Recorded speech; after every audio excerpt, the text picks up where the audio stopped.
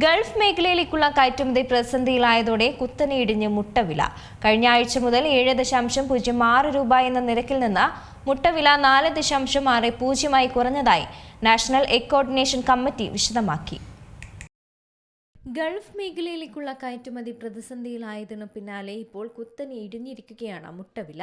കഴിഞ്ഞ ആഴ്ച മുതൽ 7.06 രൂപ എന്ന നിരക്കിൽ നിന്ന് മുട്ടവില 4.60 കുറഞ്ഞതായാണ് നാഷണൽ എഗ് കോർഡിനേഷൻ കമ്മിറ്റി വിശദമാക്കുന്നത്.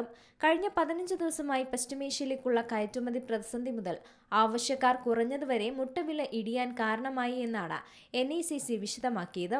കർണാടകയിൽ ഓരോ ദിവസവും 2.2 കോടി മുട്ടകളാണ് ഉൽപ്പാദിപ്പിക്കപ്പെടുന്നത്.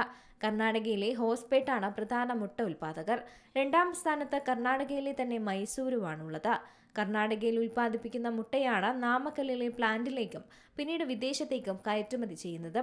പശ്ചിമേഷ്യയിലെ സംഘർഷം ആരംഭിച്ച ദിവസം മുതൽ തന്നെ മൈസൂരുവിൽ നിന്നുള്ള 4.7 ലക്ഷം മുട്ടയുമായി നാമക്കല്ലിൽ നിന്ന് പുറപ്പെട്ട കണ്ടെയ്നർ പാതി വഴിയിൽ തിരിച്ചു വരേണ്ട നില വന്നിരുന്നു.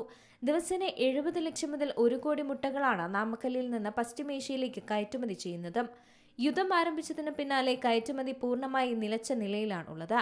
ഇതിനു പുറമെയാണ് റമദാൻ, ഈസ്റ്റർ, നോമ്പ് കാലത്ത് മുട്ട ഉപയോഗം വലിയ രീതിയിൽ കുറഞ്ഞതും വിപണിയിൽ ഡിമാൻഡ് കുറയാൻ കാരണമായതും. ഇതിനു പിന്നാലെ ബാംഗ്ലൂരുവിലും മൈസൂരുവിലും അടക്കം മുട്ടവില വലിയ രീതിയിൽ കുറഞ്ഞിട്ടുണ്ട്. വലിയ കോൾഡ് സ്റ്റോറേജുകളിൽ 3 മാസം വരെ മുട്ടകൾ കേടുകൂടാതെ സൂക്ഷിക്കാനാവുമെന്ന വിലയിരുത്തലാണ് ഉൽപ്പാദകരുള്ളത്. ശേഷിക്കുന്ന മുട്ടയെ പൊടിച്ചെടുക്കാനുള്ള ശ്രമങ്ങളും ഊർജിതമാക്കിയിട്ടുണ്ട്. എന്നാൽ നാമക്കൽ, മുംബൈ, മാലൂർ എന്നിവിടങ്ങളിൽ നിന്ന് മാത്രമാണ് മുട്ട പൗഡറാക്കുന്ന പ്ലാന്റുകൾ ഉള്ളത്. മാലൂരിലെ പ്ലാന്റിൽ ദിവസേന 12 ലക്ഷം മുട്ടയാണ് പൗഡറാക്കി മാറ്റുന്നത്. News desk Zee Malayalam news. ഏറ്റവും പുതിയ വാർത്തകളും വിശേഷങ്ങളും വിരൽത്തുമ്പിലറിയാൻ സീ മലയാളം ന്യൂസ് എല്ലാ ഡിജിറ്റൽ പ്ലാറ്റ്ഫോമുകളിലും ലഭ്യം.